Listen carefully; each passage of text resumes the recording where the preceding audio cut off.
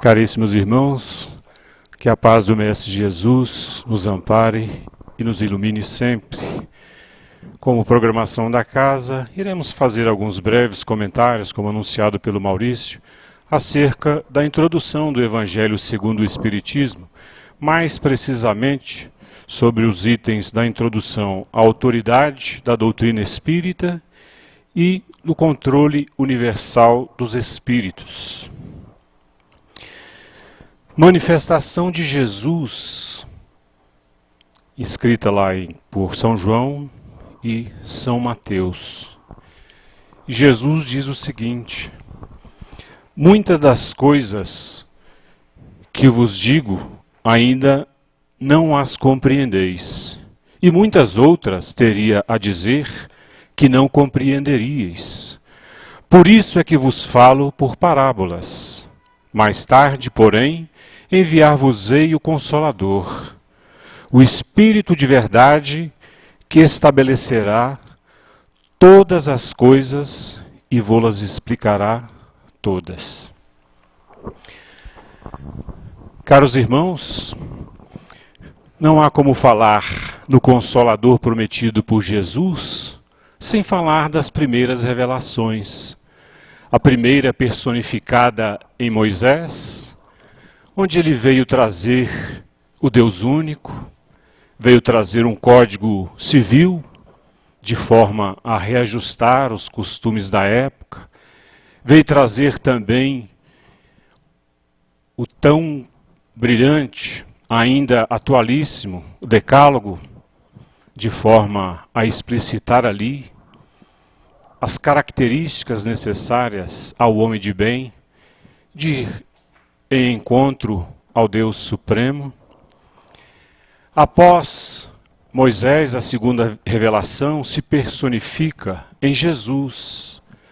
E como as palavras do próprio Jesus, ele não disse tudo. Nós, a humanidade da época, ainda não estávamos amadurecidos, prontos para ouvir e compreender todas as verdades que o Cristo trouxera. Logo, ele falara muitas das vezes por parábolas, por textos que, na maioria das vezes, não compreendemos à época e até hoje. Alguns deles se tornam difíceis de compreensão, mas o Cristo promete e envia então o Consolador. E o Consolador, ele não se personifica mais na figura material, na figura humana. O Consolador, ele se personifica na manifestação dos Espíritos. Sim, é a doutrina espírita que vem na forma desse Consolador prometido por Jesus, explicar aquilo que o Mestre deixou nas entrelinhas, pelas suas manifestações, por meio das parábolas. E por que, podemos perguntar? Por que na doutrina espírita? Por que não materializar em uma figura humana? Muito simples a razão. De forma que esse que fosse materializado, se fosse na figura humana, com certeza ele seria combatido, ele seria contestado, ele seria arguído com que autoridade, quem era aquela figura para trazer as manifestações que iriam explicar as manifestações de Jesus por meio das parábolas. Vejamos que a providência divina foi extremamente inteligente, se pudermos trazer para a nossa linguagem, que com certeza não consegue explicitar as qualidades do Criador.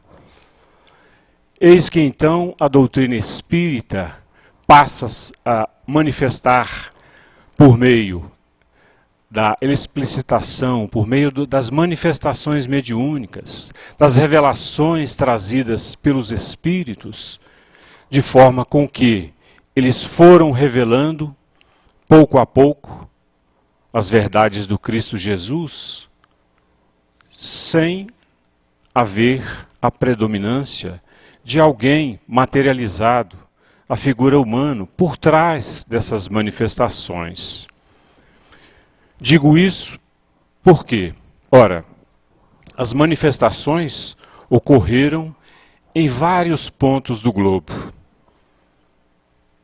Desde de Paris, né, até todos os cantos da França, e essas manifestações se pulverizaram pela Europa, pela América, por todo o planeta. Logo, aí se encontra a força do Espiritismo, porque Kardec, homem da ciência, por meio dessas manifestações, ele vai analisando, vai averiguando, catalogando todas essas manifestações que, conforme ele mesmo diz, acontecem em mais de 1000 centros naquela época. E olha só, naquela época não tinha computador, internet, telefone, mídias sociais, de forma que essas informações chegavam por meio de carta, sem energia elétrica. E Kardec tem um trabalho grandioso de catalogar todas essas manifestações dos espíritos. E de que forma Kardec, o organizador dessas manifestações, ia verificar a veracidade das manifestações dos espíritos. Uma das formas é pela universalidade. Essas manifestações ocorreram, como já dissera, em vários pontos do planeta. E elas precisavam passar pelo crivo da razão. Ele, o homem da ciência, aquele que seria o missionário responsável por essa tarefa, como ele mesmo coloca na Gênese, apenas um. Imaginem o trabalho que Kardec teve naquela época para reunir todas aquelas manifestações e juntar aquelas parecidas que tratavam sobre os mesmos assuntos, de forma a buscar ali a veracidade daquelas informações. Ora, pegava-se uma informação, um médium manifestou-se em Lyon, outro em Paris, outro em qualquer canto da Europa.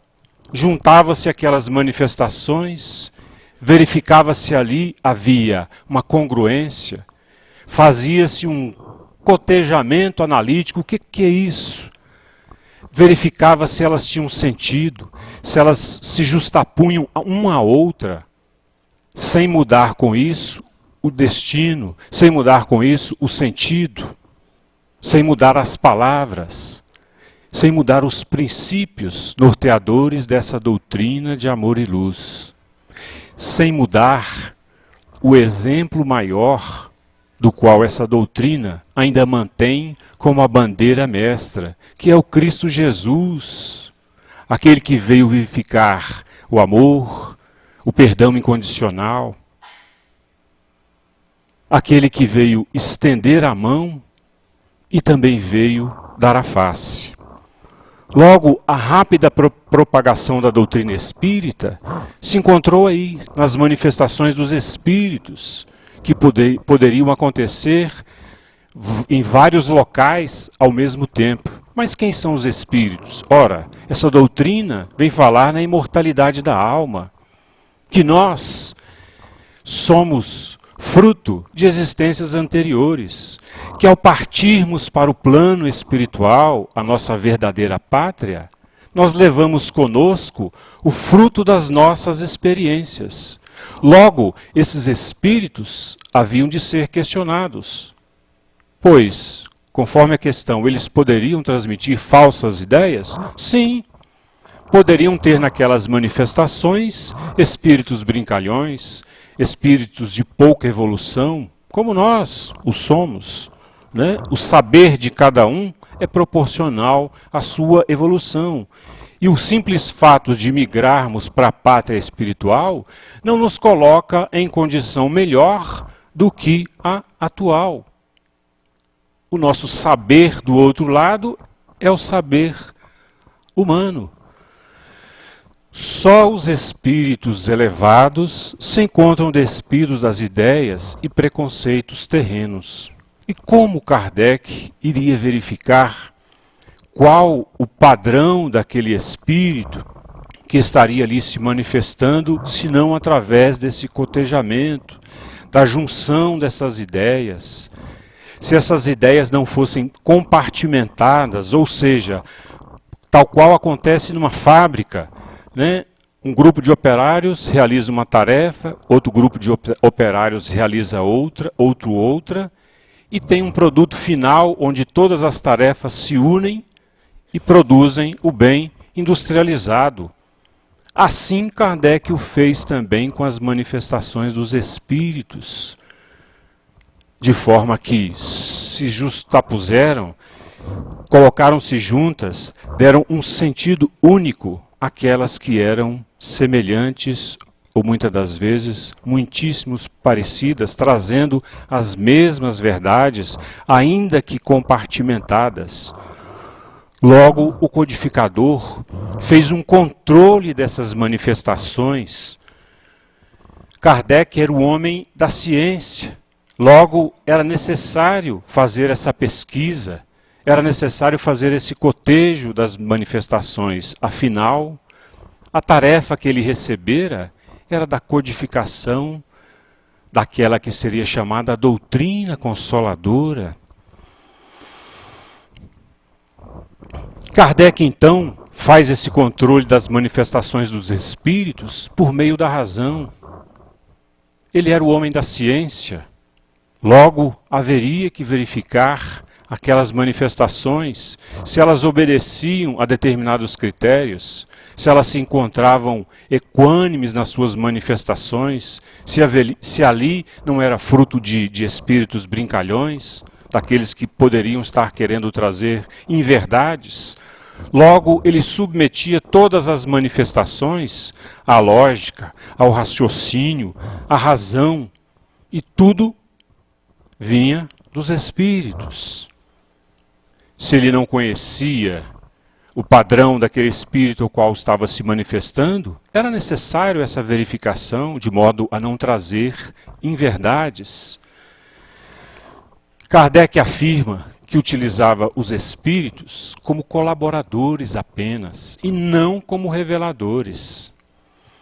Colaboradores porque precisavam passar pelo crivo da razão, da consonância das ideias. Várias manifestações em vários lugares do planeta deveriam tratar sobre aquele mesmo assunto, indo para o mesmo caminho, e ainda assim passavam pela análise do homem da ciência, pela razão.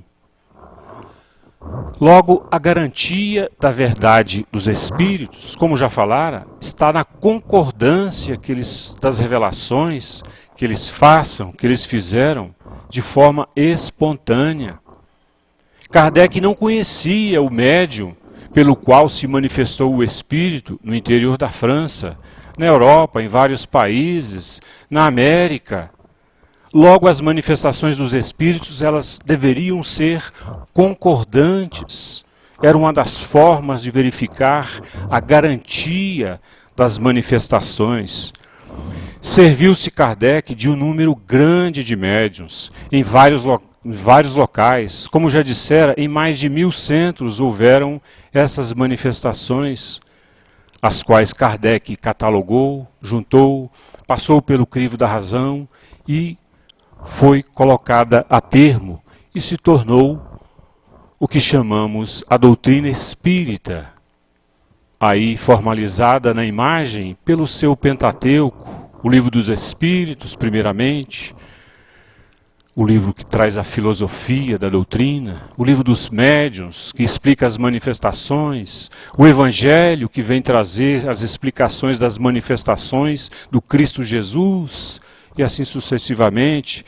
Esse é o conjunto de princípios e leis revelados pelos espíritos superiores, contidos nas obras codificadas por Allan Kardec.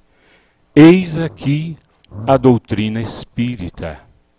No mais, as manifestações colocadas em livro que conhecemos é o movimento espírita, que vem com certeza reforçar, trazer mais luz, como a obra de André Luiz, por exemplo, que vem trazer casos, às vezes de forma até poética, de forma a explicitar o que está contido na doutrina dos espíritos, para que compreendamos mais facilmente.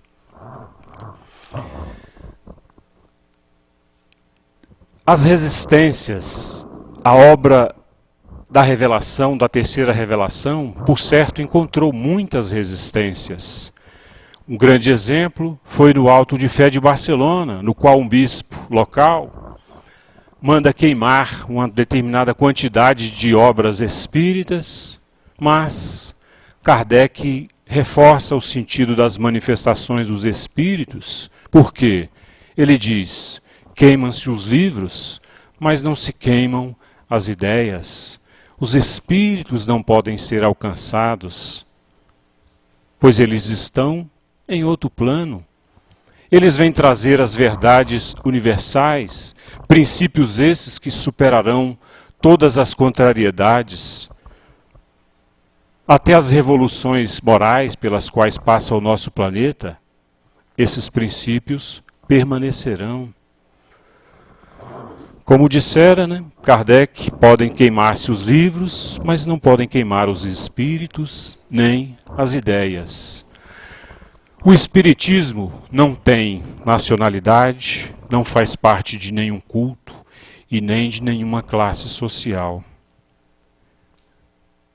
Como ele é fundado nos ensinamentos do Cristo Jesus, de forma a reiterar as manifestações do Cristo, quando a doutrina vem falar da vida eterna, da multiplicidade de existências, da necessidade do perdão, de darmos ao semelhante tudo que queremos para nós mesmos, do perdão incondicional, do amor universal praticado pelo Cristo Jesus, a doutrina espírita vem reiterar essas manifestações. Logo, o seu endereçamento faz com que nos dirijamos para a fraternidade universal, para que enxerguemos o semelhante como tal. A doutrina espírita não é maior nem melhor do que as outras religiões, não. Ela simplesmente vem clarear, revelar, fazer com que nós entendamos de melhor forma as manifestações do Cristo Jesus, para que possamos mudar os nossos destinos. Vem falar de um amanhã mais feliz, calcado na conduta pessoal de cada um. Vem falar então na fraternidade universal.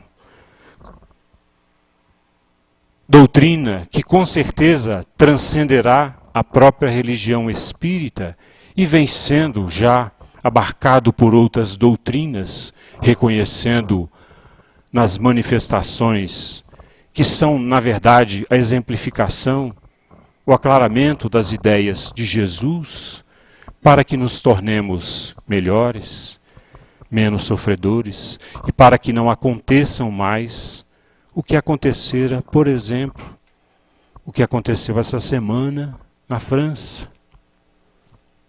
Aí a pergunta que se faz é: será que realmente não era necessária a vinda de uma doutrina que mostra que o semelhante é meu irmão, que todos somos filhos de um mesmo Pai, que se quisermos ser felizes, é necessário vivermos juntos, respeitando um ao outro, embora que tenhamos diferenças, somos filhos do mesmo Pai, fadados à felicidade prometida pelo Cristo Jesus. E para terminar as nossas reflexões, trouxemos a manifestação de Kardec, reiterando a força, a universalidade, o papel, seu papel na obra da codificação. Kardec diz lá na Gênesis, lá no capítulo 1, nosso papel pessoal no grande movimento de ideias que se prepara pelo Espiritismo e que começa a operar-se é o de um observador atento, que estuda os fatos para lhes descobrir a causa. Confrontamos e comparamos as instruções dadas pelos Espíritos em todos os pontos do globo.